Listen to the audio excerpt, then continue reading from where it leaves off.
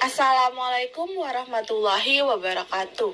Perkenalkan, nama saya Nurul Nurhamidah dengan NIM 1122111367. Di sini saya akan menjelaskan tentang bisnis ala Rasulullah SAW dan mengapa seorang muslim wajib kaya. Rasulullah SAW adalah teladan untuk seluruh umat manusia.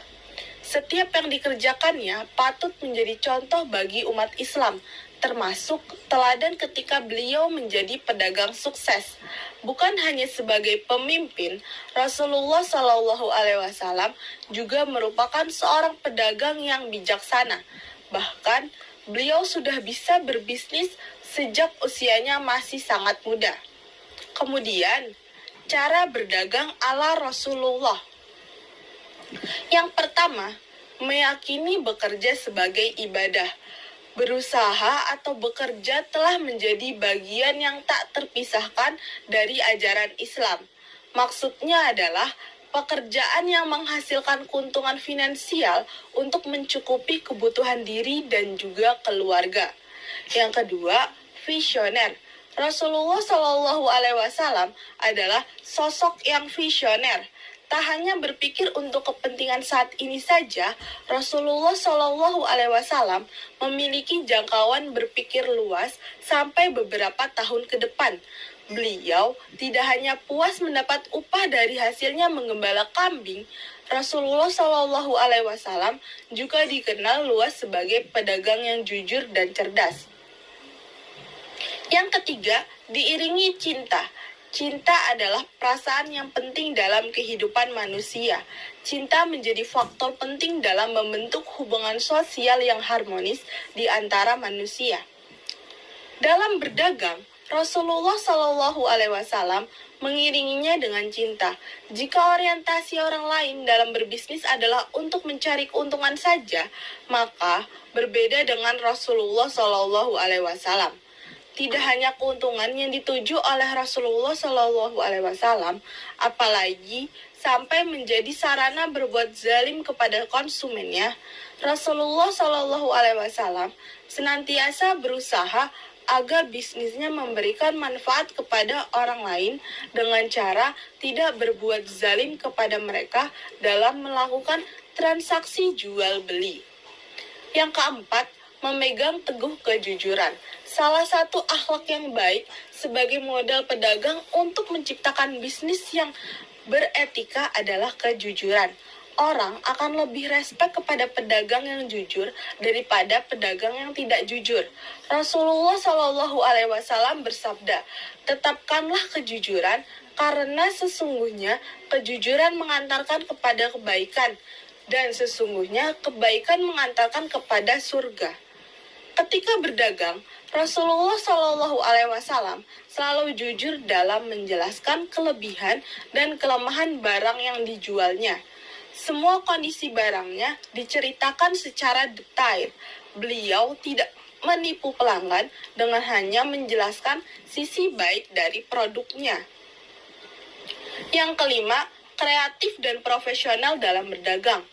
Rasulullah SAW adalah pedagang yang kreatif dalam memilih lahan untuk berbisnis. Beliau tahu bahwa tanah kota Mekah cukup keras dan tidak bisa mengharapkan bisnis di bidang pertanian. Maka dari itulah Rasulullah beralih menjadi pedagang, di mana sebelumnya menjadi penggembala kambing. Dengan berpikir kreatif dan profesional, maka dagangan akan terlihat rapi dan menarik hati para konsumen. Selanjutnya, mengapa seorang muslim wajib kaya? Dalam kesempatan ini, saya mengajak Anda untuk menjadi muslim yang kaya, karena harta yang halal akan sangat positif jika berada di tangan orang-orang yang soleh. Orang soleh yang kaya pada umumnya akan lebih bermanfaat terhadap lingkungannya dibanding dengan orang soleh yang miskin. Ada beberapa alasan mengapa sebagai seorang muslim harus berusaha untuk kaya. Tentu saja, kekayaan yang kita dapatkan harus merupakan harta yang halal dan barokah.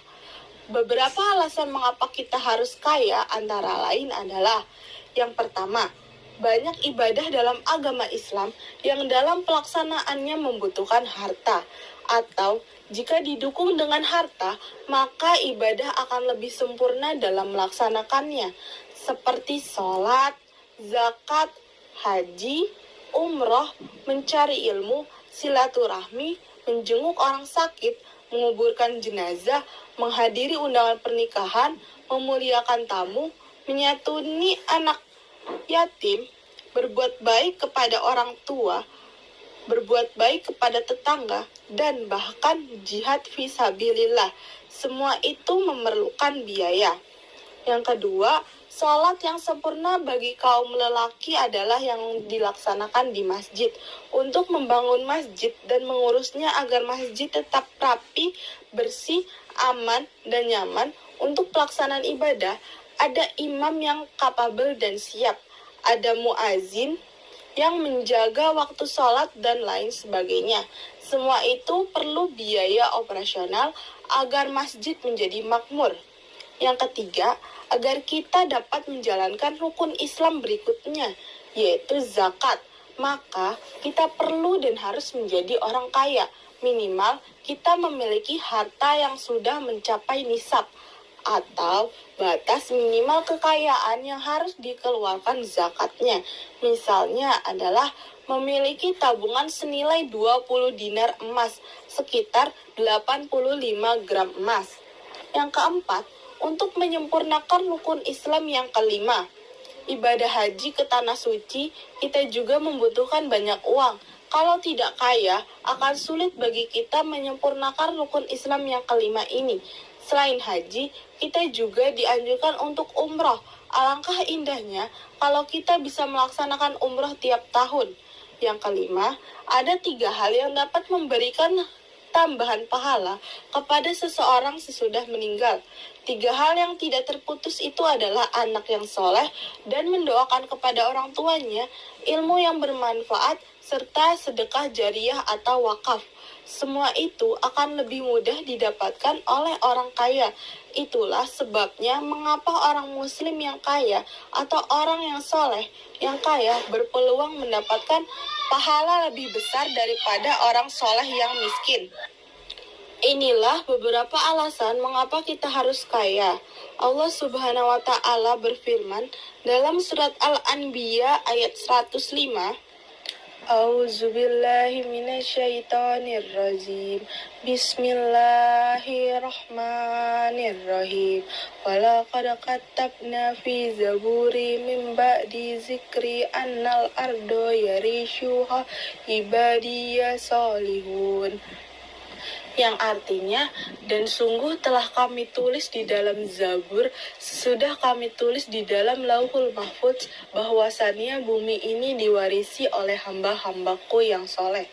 Menurut ayat ini, siapakah yang berhak mewarisi dan menjadi khalifatullah di bumi untuk mengelola alam semesta? Siapakah yang lebih berhak untuk menjadi pemimpin di bumi ini?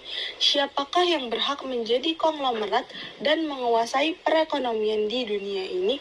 Orang-orang soleh ataukah orang kafir? Rasulullah Shallallahu Alaihi Wasallam bersabda, Wahai Amru bin As, sebaik-baik harta yang soleh adalah yang berada pada orang yang soleha. Hadis riwayat Ibnu Hibban.